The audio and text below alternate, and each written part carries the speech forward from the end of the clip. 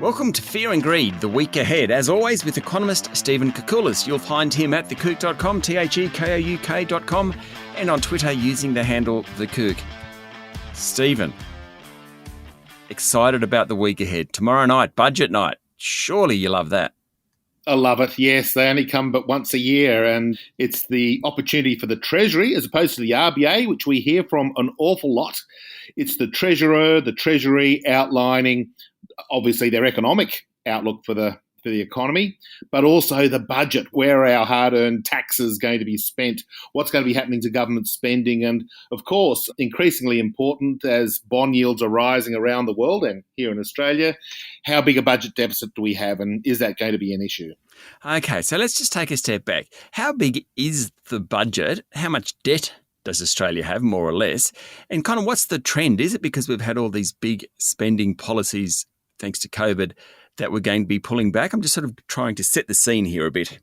Yeah, the background is an interesting one. Now, everybody agrees that the run-up of big budget deficits, and don't forget last year's budget deficit was $200 billion, the biggest by a multiple of about 4, as the COVID crisis hit. JobKeeper payments were rolled out the door, JobSeeker supplements were happening.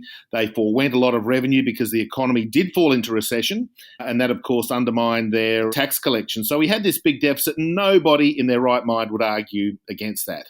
Now, as we're kicking off 2022 and looking at the next couple of years, the economy has recovered nicely. It's strong. I think, as we said just recently, that the unemployment rate's at 4%. Wages growth is picking up.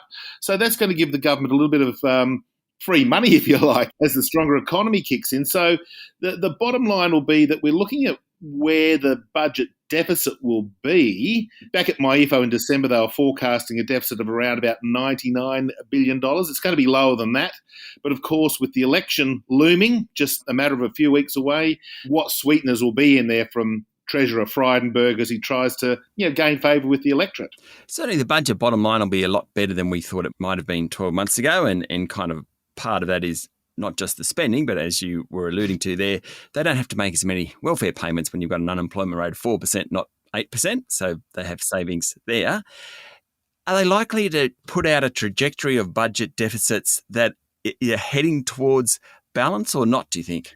It's a long way to go. The budget deficits will be smaller. There's no question about that.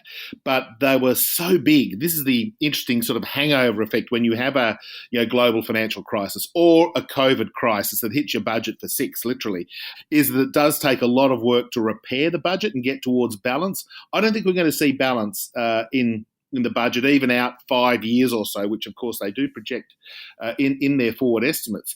And that's simply because the economy did take a big hit from the recession, and that some of the spending decisions, some of the tax policy changes, and don't forget they've got legislated income tax cuts that were introduced a couple of years ago that are still in there, that'll just undermine the ability of the budget to get towards balance. And again, ahead of the election, you're not going to get a tightening in fiscal policy, of course. So it is a question that the budget bottom line, as you said, Sean, will be better. There's no doubt about it. And commodity prices are booming, the coal price, the iron ore price. So the company tax collections will be significantly higher than they were assuming as well. And that improvement will be there. And I think the bigger question will be what happens whoever wins the election. The budget after this one, arguably more important than the one we're going to be seeing tomorrow night. Just the other one about the budget tomorrow night is it works hand in hand with monetary policy too, doesn't it? So you can't, whatever happen, what the Reserve Bank does, actually it'll be looking at the fiscal policy, at the budget pretty closely too, to decide what it wants to do. Oh, definitely. And in fact, the interesting thing when, again, using the GFC and the COVID crisis as illustrations on how policy worked really quite well. Interest rates were cut in both examples. Fiscal policy was stimulatory in both examples. And it worked really well. I think we've learned a lot from that. Now, I think with the Reserve Bank clearly under some pressure to hike interest rates in coming months, inflation's up, the economy's doing quite well, as we just mentioned, they'll be Look, I don't think they'll give a vote of no confidence if there is a stimulatory sort of tilt to the budget, but nonetheless, it makes their job just a smidge harder. If the government was to come out with a post-election budget type scenario where they were trimming spending perhaps a little more aggressively, maybe tweaking some of the tax scales a little bit to collect a bit more revenue. It takes a bit of pressure off the RBA. But at this stage, I think, politics are going to dominate fiscal policy, and the RBA will be left to, look at the inflation, the wages numbers and the unemployment rate when it considers what to do and when to hike interest rates. Of course, Stephen, you'll be talking to us the morning after the budget. That's Wednesday morning. So, listeners, make sure you tune in. Stephen will give his 2 cents worth, which is worth a lot more than 2 cents, on what exactly the budget has for everyone. Other bits and pieces around this week, Stephen, retail sales, building approvals. Yes, some important indicators too. The retail sales numbers are for the month of February. So we had a bit of a Omicron effect in January, which did impact retail sales. Look, I think the consensus forecast is for broadly flat in February. That was a situation where consumer sentiment started just tapering off a little bit, but retail spending probably in trend terms pretty good, but for the month a little bit flatter.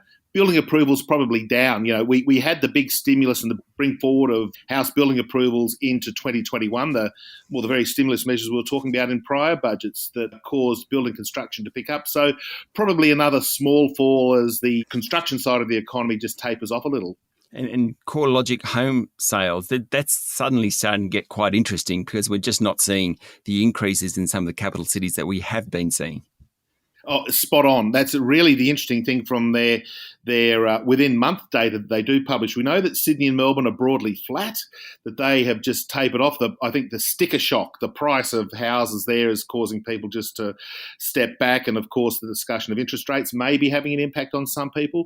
But if you look at Adelaide, Hobart, Brisbane, they are still increasing month on month about 1.5%, which is obviously annualised well above 10%. So we've got a real patchwork, I suppose, evolving in the housing market and house prices where, the big cities, they're coming off the boil where the sort of medium-sized cities are still going strong. Stephen, enjoy Tuesday night and we'll look forward to hearing from you on Wednesday. Oh, there's so much to look at on budget night. There's so many different budget papers. I'm going to be in heaven. I'm sure you will. Thank you. That was economist Stephen Koukoulas, better known as The Kouk. You can find him at thekouk.com and follow him on Twitter using the handle The Kouk. Stephen, just before I sign off totally, thekouk.com will have some of your budget analysis on Wednesday? It's going to. I'm revamping the website now.